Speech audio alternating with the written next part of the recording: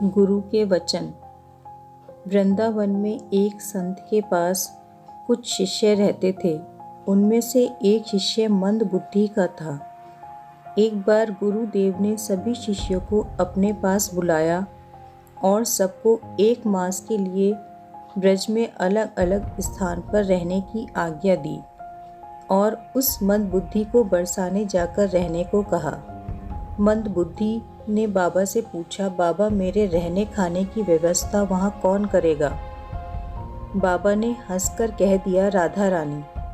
कुछ दिनों बाद एक एक करके सब बालक लौट आए, पर वो मंद बुद्धि बालक नहीं आया।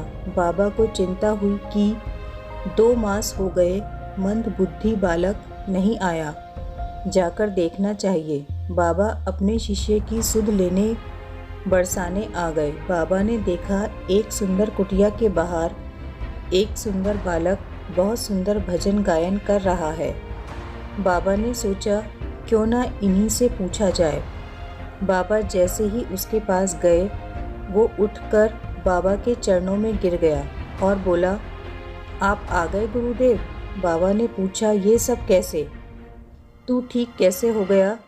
शिष्य बोला, बाबा आपके ही कहने से किशोरी जी ने मेरे रहने खाने पीने की व्यवस्था की और मुझे ठीक कर भजन करना भी सिखाया। बाबा अपने शिष्य पर बरसती किशोरी जी की कृपा को देख बहुत प्रसन्न हुए और मन ही मन सोचने लगे, मेरे शब्दों का मान रखते हुए मेरे शिष्य पर अपनी सारी कृपा उटेल दी किशोरी जी ने। इसलिए कहते हैं, गुरु की बात को गिरधारी भी नहीं टाल सकते।